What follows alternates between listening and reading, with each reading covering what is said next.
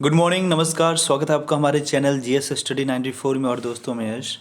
तो दोस्तों आज का विषय बहुत ही महत्वपूर्ण है क्योंकि इंटरनेशनल कंटेंट है ये।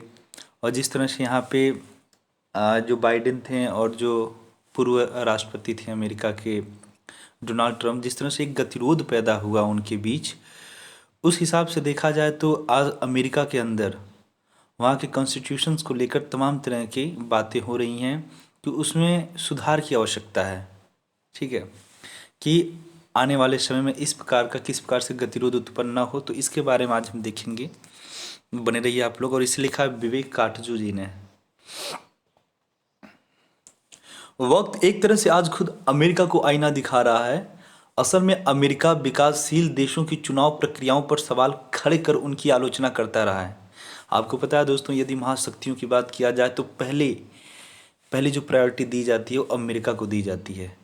और जब किसी भी देश में चुनाव होता है तो वहाँ पे वो क्रिटिसाइज करता है कि तुम्हारे यहाँ ये गड़बड़ी है, तो ये व्यवस्था नहीं है, इसमें इस प्रकार का परिवर्तन करना चाहिए। पर आज खुद अमेरिका के ऊपर प्रश्न चिन्ह लग रहा है कि आपको बहुत ही आवश्यक है, ये ज़रूरी है कि आप अपने यहाँ का जो चुनाव प्रक्रिया उसमें एक बड़े आधार पर बदलाव करें, जिससे उसकी निष्पक्षता को लोग समझें और खुद समझें। कई देशों में तो उसने चुनी हुई सरकारों को ही संदिग्ध करार दिया कि उन्होंने जबरन सत्ता हथियाई और वास्तविक विजेता को पराजय का मुंह देखना पड़ा। देख रहे हैं ये किस प्रकार से कई देशों में तख्ता पलट भी कर चुका है। अमेरिका जैसा देश इतना बड़ा भूमिका ये निभाता है अन्य देशों में, और जब अपने पे आती है तो देखिए क्या स्थिति हो जाती है। आज वही अमेरिकी खुद को अजीबो गरीब स्थिति में पा रहा है, जहाँ निवर्तमान राष्ट्रपति डोनाल्ड ट्रंप शिकायत कर रहे हैं कि उनके साथ चुनाव में धांधली हुई।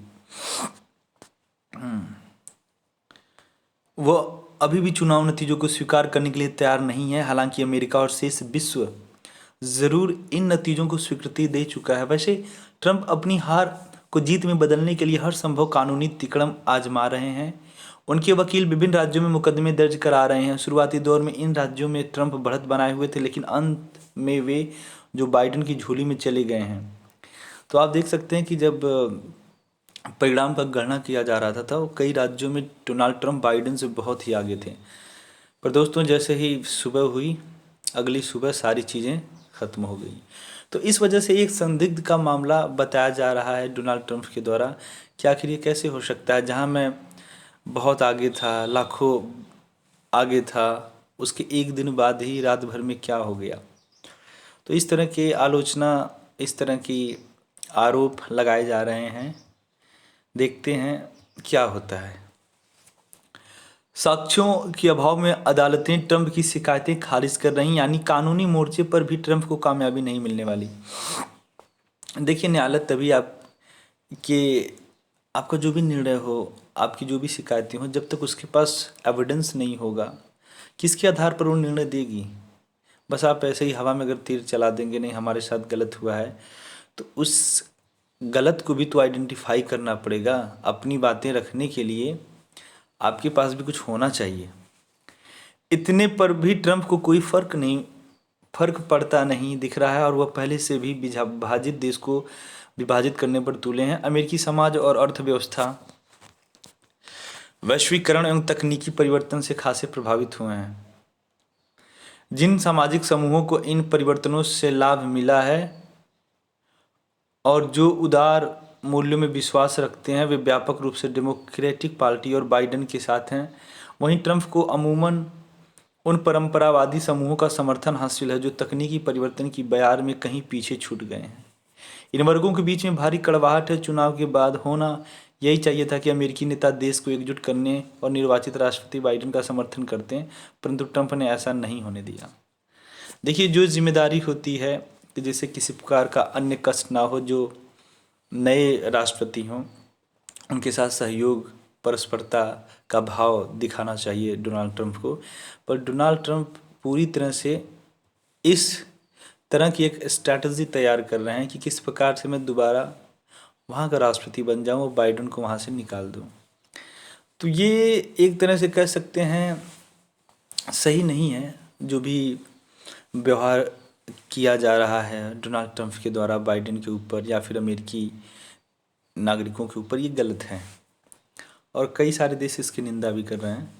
ट्रंप का यह रवैया अमेरिका की अंतर्राष्ट्रीय साख को क्षति पहुंचा रहा है। यही कारण कि ईरान जैसे अमेरिका के विरोधी देशों ने चुनाव का मजाक उड़ाया।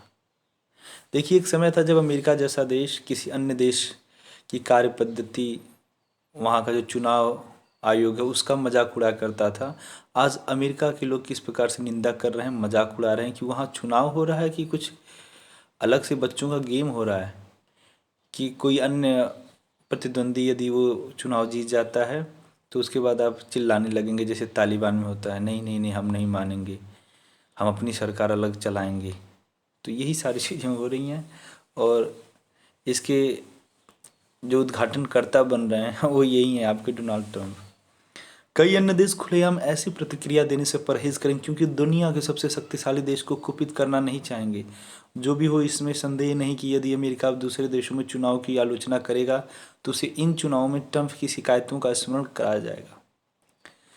ट्रंप के ये कदम बाइडेन को अपनी टीम बनाने और सत्ता हस्तांतरण की प्रक्रिया में देरी की वजह भी बने हैं। इससे दुनिया भर में बाइडेन की विजय पर भ्रम की स्थिति बनी, जिससे भारत जैसे तमाम देश प्रभावित हुए। कई नेताओं ने बाइडेन को जीत पर शुभकामनाएं संदेश भेजे। यह किसी से छिपा नहीं रहा कि प्रधानमंत्री नरेंद्र मोदी के ट्रंप से बहुत करीबी रिश्ते रहे हैं। हाउडी मोदी का आपको पता होगा, जिस जगह पे भारतीय ज़्यादा हैं वहाँ पे हाउडी समारोह किया गया था, जहाँ पर दोनों नेताओं ने शिरकत किया था और एक उम्मीद बंधी थी डोनाल्ड ट्रंप को नरेंद्र मोदी से।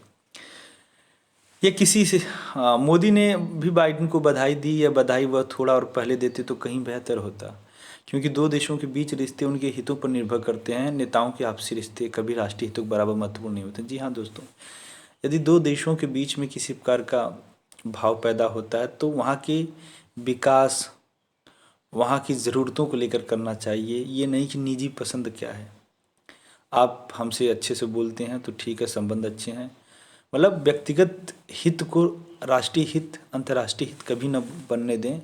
जो देश के लिए हित हो उसे पहली प्रायोरिटी दें, पहली प्राथमिकता दें। भारत चीन रिश्तों के मामले पर भी यह कसौटी सही साबित होती है। बहरहाल, ट्रंप के रुख रवैये ने एक बार फिर साबित किया कि अमेरिकी राष्ट्रपति चुनाव की प्रक्रिया पुरानी हो गई है, जिसमें परिवर्तन आवश्यक हो गया है। कई अमेरिकी राजनीति विज्ञानियों ने भी इसकी ज़रूरत जताई है। आपको जानकर हैरानी हो सकती है कि जनता के अधिक मत पाकर भी वहाँ कोई प्रत्याशी चुनाव हार सकता है।